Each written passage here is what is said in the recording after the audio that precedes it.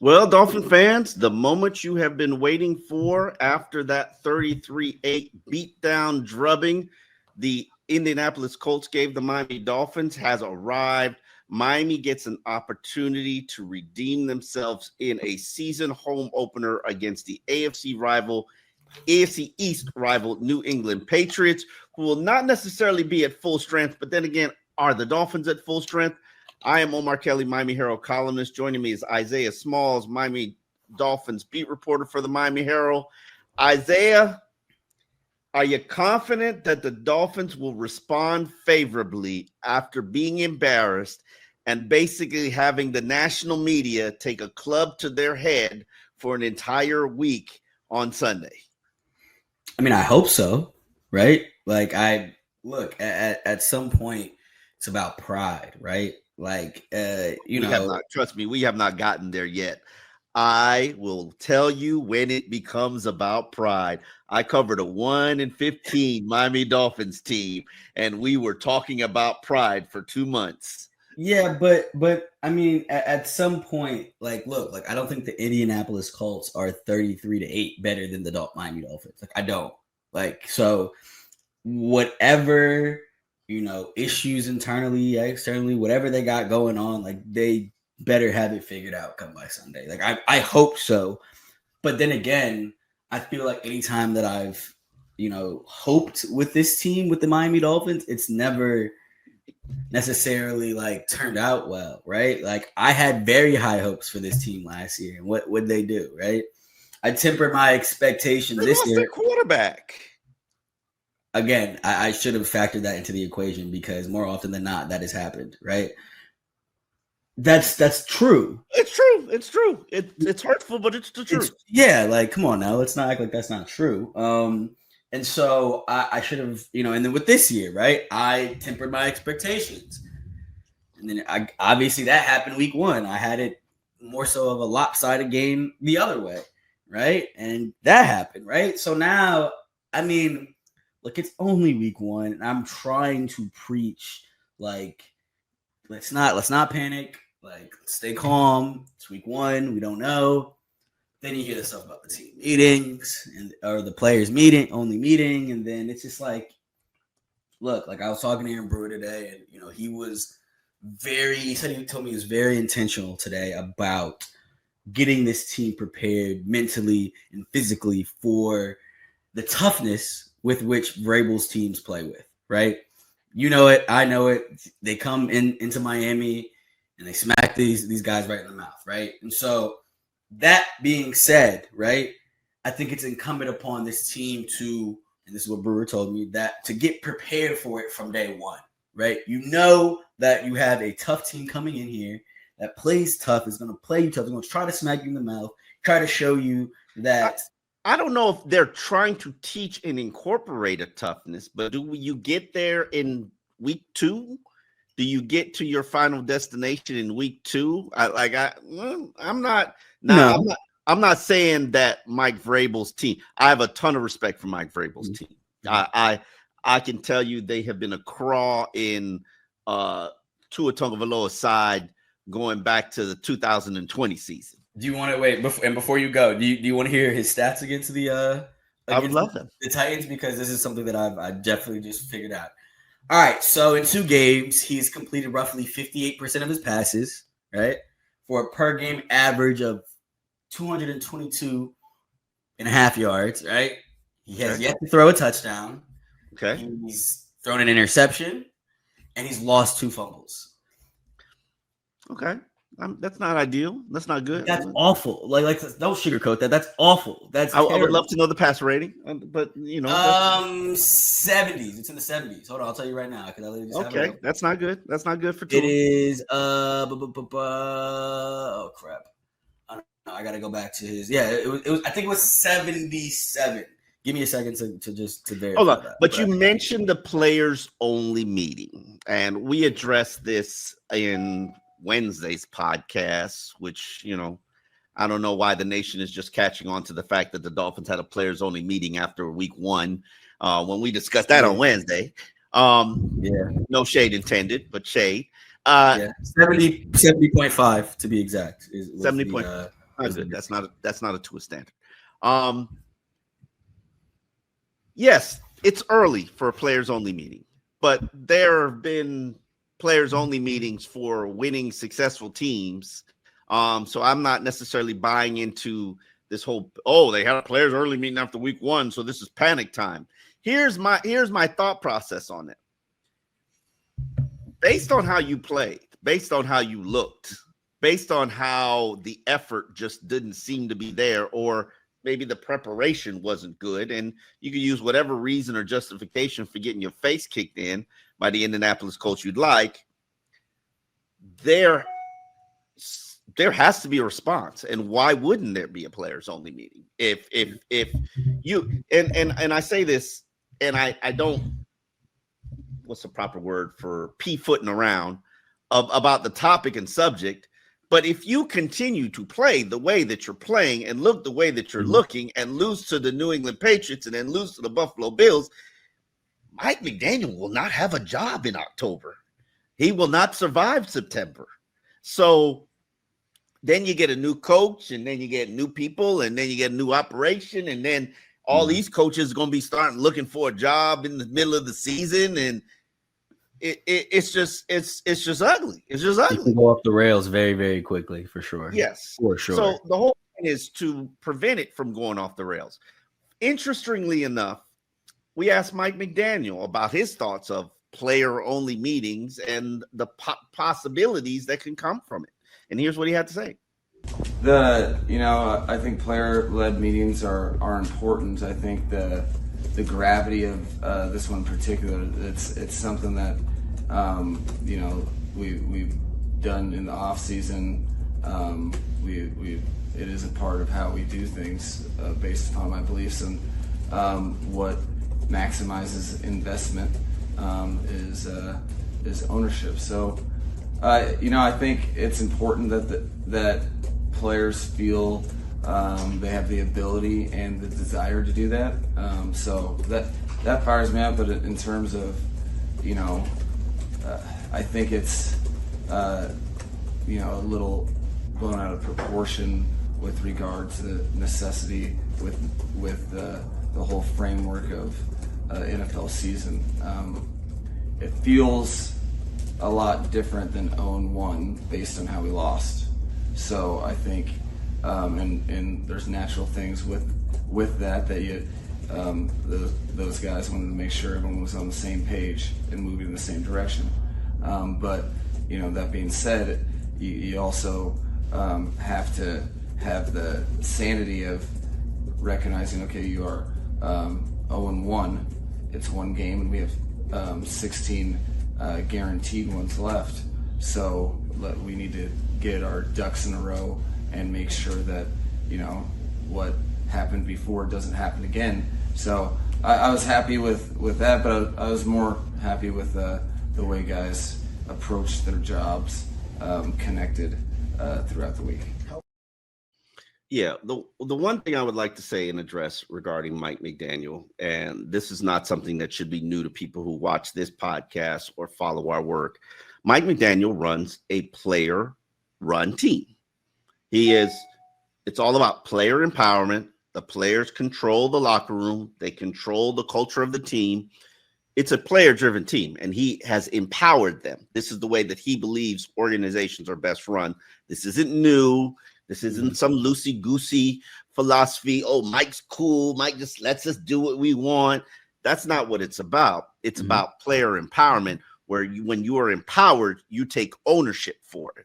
Now, you joked that Tua shouldn't be the one calling the player-only meeting when he was probably the one that screwed up the most on Sunday, which has some validity. Well, for context, I didn't think that that's what he meant by players only. That when he said I hope to see you on Tuesday, I did not think that he was alluding to a player only meeting. I believed he was alluding to we just need extra work in general. That's what I believed. Extra work means show up on your day off, playboy. I agree, but again, that doesn't mean a player only meeting, right? I feel like showing up extra, doing extra work, right? Running routes, doing all your extra stuff to get on a better page with your quarterback is drastically different than having the entire team in for a players only meeting. But To be hold honest, on. maybe I'm wrong. Was that the only reason that they lost? Yeah, they had limited turnovers, but where was your pass rush? Yeah, there's no pass rush. You're right. Did you have secondary breakdowns? Yes, you did. 100%. Did you have protection issues? 100%. 100%. Okay. Receivers coming off the field. How many third downs was Tyreek on the field for? From the quarterback and play calling standpoint, how many deep shots were called? This is a everybody across the board issue. And let's be real and honest about what's going on. This isn't something that just surfaced week 1. This is a carryover from last season in terms of how they played, how they performed, how they stank it up against Houston and Green Bay and ended the season against the Jets. This is some carryover. Something is wrong. It is. And let's get it on the table. Let's address it. And not even all the players have been here or been around for it. Rookies don't know what's going on. Minka Fitzpatrick don't know what's going on. Yeah. But you know what Minka can do? Minka can set the standard of what I expect. I expect you to be here on Tuesday doing your recovery. I expect you to be here on Tuesday doing your film study. I expect you to be here. I expect you to know the playbook and know the assignments Wednesday before we walk on the field for practice. These are things that leadership should be addressing and sharing. I expect Keon Smith and Larry Borum to not have me feeling compromised in this pocket. If y'all gonna be in there, y'all gonna be ready to do your job. That's right. You know, and it's not a one-way street. Tyreek, let's be real about it. Tyreek has not looked like Tyreek going back to the season opener of last year when he got handcuffed and abused and, was a little bit belligerent with the police officer. Let's be real about it. Why? Is it the play calling? Is it the fact that the quarterback hasn't allowed for deep shots? Mm-hmm. I'm sorry, but Tyreek Hill has faced cloud coverage, double coverage his entire 10-year career. All of a sudden, he's not even a 1,000-yard receiver. What happened? No, and we talked a little bit with Tyreek today. He's not addressing his claims from his, what do you call a soon-to-be divorced wife? What do you call them again? Estranged? Yeah. Okay. Yeah. He's not talking about that. He did address his trade rumors and basically said, I'm where my feet are. I'm here. I'm focused. I'm not, y'all know me. I'm not going to tell you anything that I don't believe. Mm-hmm. And Tyreek knows he's on the trade block. Tyreek knows he's probably going to be traded before the trade deadline if they're having a bad season. Mm-hmm. Well, they started out bad. Tyreek will not be finishing here if they're losing. But Tyreek said all the right things this time, with the exception of, getting a little bit spicy about being informed that it's been a complete year since he's caught a pass he produced a reception for over 30 yards. So here's Tyreek addressing the suffocation of his game. So if there was a message of player-led meeting, is there something that stood out to you the most with that player-led meeting that you're willing to share, and as you guys move forward to hopefully getting a win on Sunday? The standard is the standard each and every day, man. Holding guys accountable, preparation, and I think the biggest thing is accountability. You know what I'm saying? Guys got to be able to receive it in a certain way and not feel attacked. So I feel like if we approach it that way, we're gonna be fine. We got a real good shot at winning this week. I feel like the guys, attacked the practice field the right way, and we got better. So I think it was a beautiful thing. What effect does it have on the Patriots secondary with Christian Gonzalez out?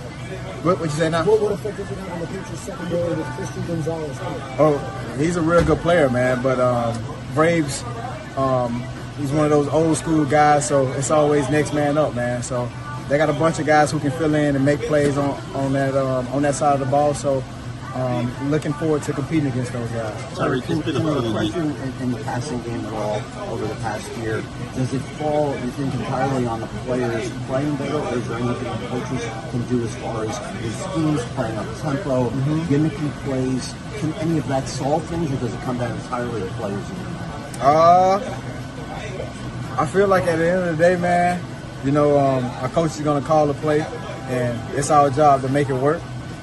So that's the way I've always looked at it, because my dad coached me my whole entire life, and my dad always said, hey, if I call a messed up play, you better make it work. So, and we made it work. So, and we didn't make excuses. So, at the end of the day, like, my answer can be my answer, and it's my opinion. So,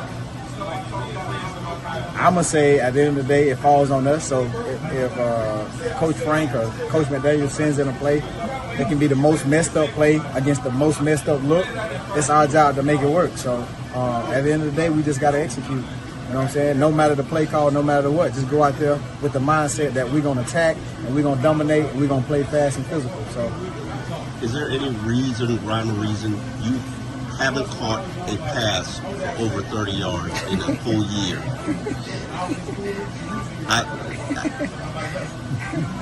You trying to piss me off today? No, I'm not trying to piss you off. I'm just trying to ask you what is going on, because we see the speed is there. Yeah. But are the throws there? I don't know, bro. Like I said, I'm just grateful to be here, bro. I love my job, bro. Hey, it'll come. It's gonna come, man. I feel like this week, we got a great opportunity to go out there, make some plays, and move past last week. And I don't know, man. It'll come. Sometimes I hope. Yeah, That joint is funny. I'm sorry. That is hilarious. What's so funny, Isaiah? The questions, your questions. I mean, you're trying to piss me off. That's a yikes. I mean, look, I don't know what he was supposed to say in that situation, right? Like, because on one hand, it's like damned if you do, damned if you don't, right? It's either I'm throwing the play calling under the bus and that becomes a story, or I'm throwing my quarterback under the bus and that becomes a story, right? Like, I think he answered that the best he could. And as he said afterwards, he didn't even realize that he hadn't, Yeah, he was trying to figure out the game. He's trying to figure out the games. He was like, okay, what about the round game? Yeah, 25 yards, right? I made sure to pull that up. He was really racking his brain trying to figure out like this. He's like, damn, I really haven't caught anything over 30 in a year. Yeah. Which, when you look at his career. And I did a story about this before last season. Tyreek was on pace to become a first ballot Hall of Famer, like ridiculous numbers. I think he averaged like 10.1 touchdowns a season for 9 years of his career. It was on a ridiculous pace that only Terrell Owens came close to. Now you put a couple more of those seasons together and you're talking about Hall of Fame. All of a sudden, it's like somebody turned the faucet off. And you had what was the number one offense in the NFL. And last year, you could justify it on not having Tua for 6.5 games. But even when you had Tua, you weren't throwing deep shots. Now, they will say, oh, it's cloud coverage. It's man over the top. It's, it's we don't have a run game. We don't have, we don't have protection. Okay, well, you knew these were going to be the issues coming into the season, and here we are again. The question is, are they not pulling the trigger, or are they not making those calls? And if you have two of the fastest receivers in the NFL, I would hope that you would figure out a way to get Tyreek isolated. I'm more of Tyreek on the slot. I'm more of Tyreek running drag routes. If he's cleaning it out for everybody else and they go over the top, so be it. But why is it that the offense has been shut down for basically an entire year plus one game? Mm-hmm. I don't know the answer, and hopefully they address the answer in a team meeting. And that is also on Tua Tagovailoa. That is also on Mike McDaniel. Like, as much as we want to shovel criticism on Tyreek, we saw him work on his speed. We saw him get fast. I've never seen him run fast in my life. So it's not that he's lost a step. Where are the shots? And a lot of times, keep in mind, a deep shot doesn't always have to be caught, but it does send a signal that, and I asked too about this. It does send a signal to a defense, are we going to take the shot? Yeah. It might be a wasted play, but it sends a signal that makes people hesitate. Sometimes it could be a pass interference call. Yeah. If a receiver is desperate and the ball is, what was it? Houston, remember that Houston game? Houston game was the last deep shot Tyreek. Yeah. Yeah, no, that's real. And, to that end, like, I don't think people realize, like, how a lot of these decisions are, like, split seconds, right? And so when you take that first deep shot, right? Now the corner, which is, Jack Jones and I had a conversation about this, about it being one of the hardest, if not the hardest position to play in football, right? Yeah. When you take that deep shot, right? Now in the back of that corner's head, he's got to think, crap, like they're going to do it again. I got to be ready, right? And so if you get him to creep up a little bit too much, right? Just enough where you can get that extra step, and we know Tyreek Hill has that extra gear to get there, right? Like, you could really, change the outcome of the game. And I don't even like calling the play against Jacksonville a deep shot, for real. No, there was underneath, and he just took it yeah, up. like he caught it and like just showed his athleticism and got to the. But that's right? The thing. It's not even it wasn't even a deep shot. It was just Tyreek catching the ball in stride and being able to outrun everybody. Tyreek still has that speed. Exactly. And, as we both have asked multiple times, like, why is it that they can't find a way to get him in space? And I granted, like, look, he is sometimes the best player. I don't want to say sometimes. Usually he's the best player on the field when he steps on it, right? Unless he's playing an elite defense, right? But look, man, you at the same time, like, you kind of got it. You have to figure it out. Here we are. It's year what? Year 4, Mike McDaniel, right? Like, this is when the real coaching begins, right? Like, you've had adversity. Like, everything's cool when y'all winning, right? That's not really when you're coaching for sure. I'm not trying to take anything away from him, but like, when you start to lose and mistakes start to pile up, this is when the real coaching begins, right? And so I'm interested to see what that player, the players only meeting leads to on Sunday, and hopefully we can get a better game called by everybody involved, because even Weaver took responsibility for some of the calls that he made, right? Because he's like, look, this guy shouldn't have been that wide open, or this shouldn't have been this wide, you know what I'm saying? So look, I think it was a collective, screw up. I think as I said, it was collective. Nobody's at fault. Down to the water boys, right? And I promise you, it's so sad because I've been here so many times and so many occasions, and I hope that they dig themselves out of this hole. But the next excuse is going to be coaches taking ownership for it and saying, I'm not doing a good enough job coaching this team, and across the board. And what comes after that is the coach firing.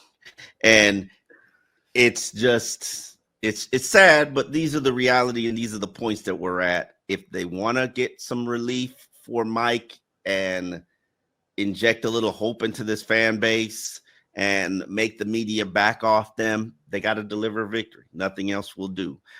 So let me get your take on some of these injuries, because it's important to go over who's out and who's going to impact the game. Obviously, we know Storm Duck is sidelined with an ankle injury. He is out. Also out is Austin Jackson. Also out is James Daniel, who was put on IR earlier this week. As I wrote in one of my Miami Herald columns, Keon Smith is going to be starting at right guard. And then we've got Larry Borum at right tackle. They are going to be responsible for protecting Tua Tagovailoa's blind side. If you follow this podcast and you know how I have spoken about the backup offensive lineman, I warned you that this is my worst fear. We are here. So, where's your comfort level, Isaiah? I'm not comfortable at all with that, right? Like, I'm tired of like I get the ball out fast comments from Tua. Like, no, bro. At some point, you got to walk in Chris Greer's office and be like, get me some damn help on that offensive line. We got you called Like, strange earlier this week. No, there's a reason why he was they had to pick him up from a practice squad, right? That's true. That's accurate. Like, there's a reason. Like, you don't. He you don't did just, start 27 games. He so did in his career, but he did, and he told Coach- us. He told us yesterday that he still feels like he's working himself back from the torn patella, right? That was December 2023. You take a year off, come back December 2024. You're not going to be that same player. No stretch of the imagination. You're not going to be that same player up until this season, right?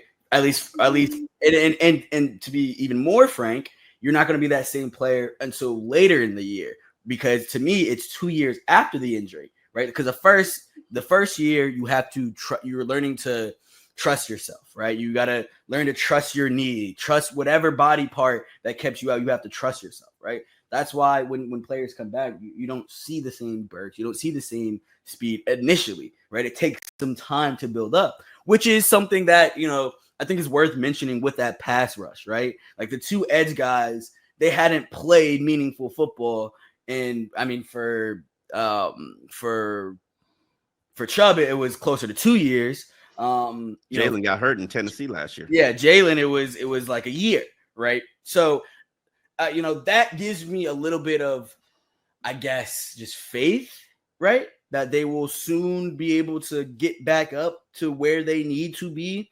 But again, I think that takes time, right? That takes time.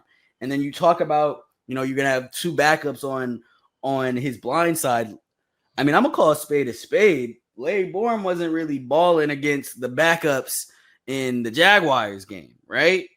Like, they played it, even the Lions game, right? Like, he was playing backups in both of those situations, and it looked dismal, to be kind. Like, it was, I'm gonna say it was below average, right, against backups performance. We shall see. I am going into this game with a blank slate, and what you put on film is what you put on film. That's and right. we shall evaluate from there. That's fair. So I remember talking to a couple of players for a piece that I was gonna do, and then I backed off it. But basically, and it's really, really about Keon Smith. These are the opportunities that make or break your NFL career. Oh, of course. The team has invested in you for 3 seasons. Yes, one of them you were injured, but they spent a year with you, rehabbing you, getting you right, getting you back in the lineup, teaching you versatility. Mm-hmm. You are here for this exact reason. This is your job. Somebody goes down. What do they say? Next man up. Well, you are officially the next man up. And Aaron Brewer said, that's how I became an NFL starter. Like, our top guard went down. I went in and there was no drop off. Mm-hmm. Terrell Dotson told me when he was in Buffalo, what's the Buffalo Bill linebacker? The inside linebacker went down for a couple of weeks. Milano? No, it was the other one that's in Chicago now. He's Chicago. He body slammed Edwards, something Edwards. Yes, Tremaine Edwards.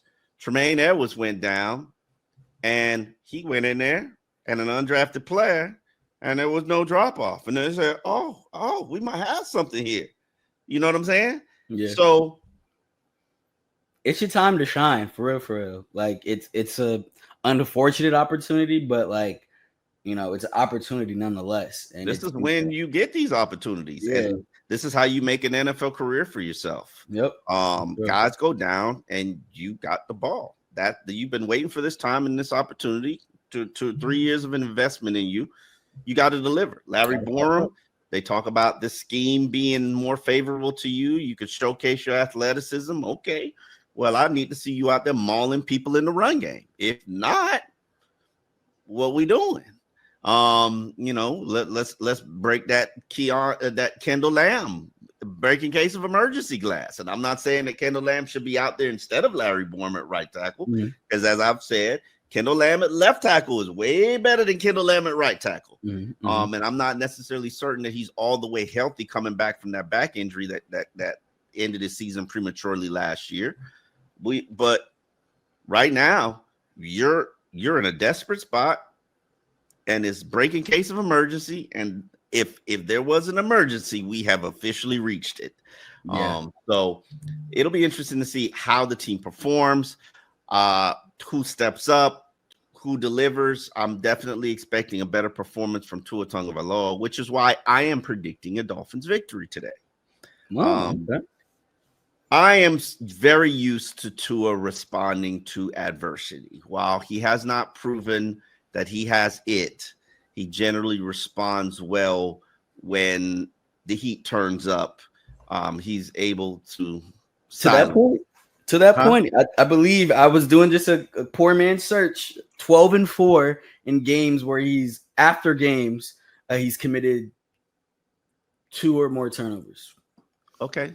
12-4. I mean, that's nothing to slouch at. Granted, some of those, his haters will probably tell you, "Oh, he was playing bad teams the next week." I mean, I think it should be noted that some of those games where like you end the season poorly, and then your next game is like the next year, right? That happened a few times, but I mean, it's nothing to sneeze at. 12-4. I mean, that's a pretty solid record, man. Yeah. So, what are you predicting this happens on Sunday? Yeah, I'm pessimistic, man. I ain't gonna lie to you. I'm going 17-16 Pats. Okay. Yeah, sorry. I am 21-17 Miami Dolphins. I think if it doesn't rain, the heat and humidity will get to the New England Patriots. I don't expect the Dolphins to play a second straight sloppy game, and hopefully Miami can get the run game going. So, but what I do have concerned about is Mike Vrabel's physicality, which is always giving the Dolphins some issues. Is basically punch you in the face approach to football. We shall see. We spend so much time calling this team soft and questioning their toughness and calling them finesse. Well, they're going to have another opportunity to show you exactly who they are. On that note, I do want to say to you, if you're going to the game, you're supposed to wear all white. I'm not the fashion police, but that is the edict from the organization. Yeah. Yes, also, if you Uber to and from the game, there are 2 new shuttles that you can go and take for free. You can take a shuttle from Hard Rock Casino. There's a parking lot. You pay $10 to park. You get on the shuttle. The shuttle takes you to the stadium. And then there's also one at Golden Glades, which is the interchange with the bus depot. If you've ever been to an F1 race, that's a big parking lot for the F1 event. You hop on that, it takes you to the stadium. And more importantly, when you're leaving, if you Uber from the games, just get on the bus, ride it either north or south, get off there, and then take an Uber from there, and you avoid the surge charge, you avoid the wait, you avoid the trying to find your Uber rider, you avoid walking half a mile to get out of the Uber zone. So it'll be interesting to see how popular these buses get, but it's a recipe the Dolphins are trying to find to address the Uber influx into the stadium after the game. Yeah. So on that note, Dolphins in Depth, we were out. We will be back on Monday where we're breaking down whether or not this season is flushed down the toilet or if it has been resurrected. All right. On that note, see you on Monday.